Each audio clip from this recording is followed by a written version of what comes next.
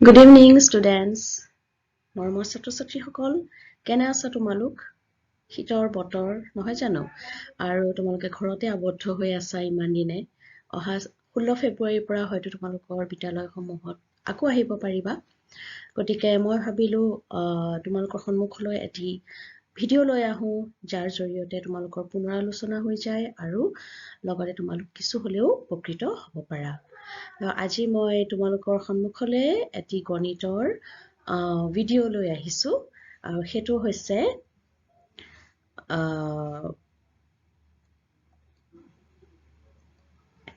LCM অৰ্থাৎ lowest common multiple অৰ্থাৎ লসাগু আৰু মানে অৰ্থাৎ লঘিষ্ঠ সাধাৰণ গুণিতক আৰু HCF হাইয়েষ্ট কমন ফেক্টৰ অৰ্থাৎ গৰিষ্ঠ সাধাৰণ উৎপাদক। তোমালোকে বহুতে মোক এই দুইটাৰ বিষয়ে কৈ আছিলা ভিডিঅ' এটি বনাবলৈ, গতিকে আহাচোন আমি অলপ শিকো কিনো হয় আচলতে লসাগু আৰু গসাউ অৰ্থাৎ LCM আৰু HCF। মোৰ ভিডিঅ'টো লাইক কৰিবলৈ আৰু শ্বেয়াৰ কৰিবলৈ নাপাহৰিবা। ঠিক আছে, আমি আৰম্ভ কৰোঁ। প্ৰথমতে ছাত্ৰ-ছাত্ৰীসকল আমি LCMৰ বিষয়ে জানো আহা। LCM হৈছে লোৱেষ্ট কমন মাল্টিপল অৰ্থাৎ অসমীয়াত হৈছে, মই অসমীয়াটো কৈ দিছোঁ যাতে আমাৰ অসমীয়া মিডিয়ামৰ ছাত্ৰ-ছাত্ৰীৰ কাৰণেও উপকৃত হোৱা, লঘিষ্ঠ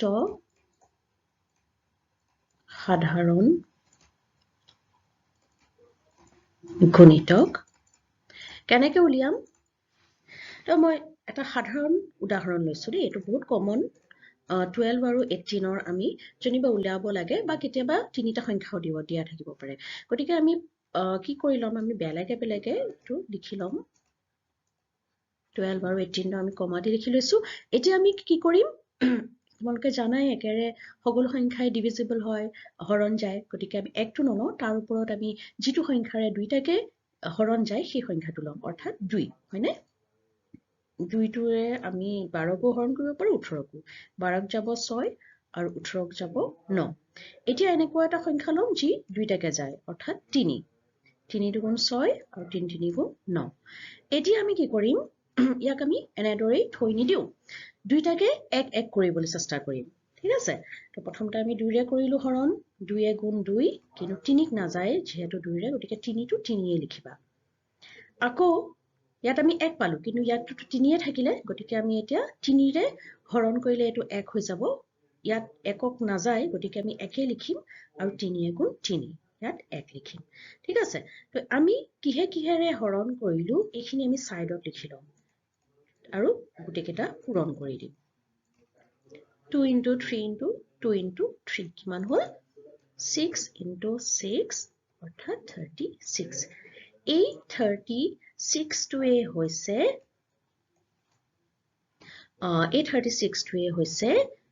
লোৱেষ্ট কমন মাল্টিপল অৰ্থাৎ লসাগু। এতিয়া লসাগু মানে কি, এই 12ৰ তালিকা আৰু 18ৰ তালিকাত এই গুণিতকটো, দুইটাৰে গুণিতক হয়। গুণিতক মানে জানো আমি পূৰণফল, 12ৰ গুণিতকো 36 হয় আৰু 18ৰ গুণিতকো 36 হয়। এই দুইটাৰে সাধাৰণ লঘিষ্ঠ, এটা কথা মনত কৰিবা যে গুণিতকটো আমি বহুত উলিয়াব পাৰোঁ, কিন্তু আটাইতকৈ লঘিষ্ঠটো হৈছে এই দুটা সংখ্যাৰ, 12 আৰু 18ৰ আটাইতকৈ লঘিষ্ঠ গুণিতকটো হৈছে যিটো উমৈহতীয়া অৰ্থাৎ সাধাৰণ, সেইটো হৈছে 36। ঠিক আছে, 12 আৰু 18ৰ LCM হৈছে 36। এতিয়া আহাচোন আমি নেক্সট ছাত্ৰ-ছাত্ৰীসকল, এতিয়া আমি আহিছোঁ HCFৰ ওপৰত। HCFৰ অৰ্থ হৈছে হাইয়েষ্ট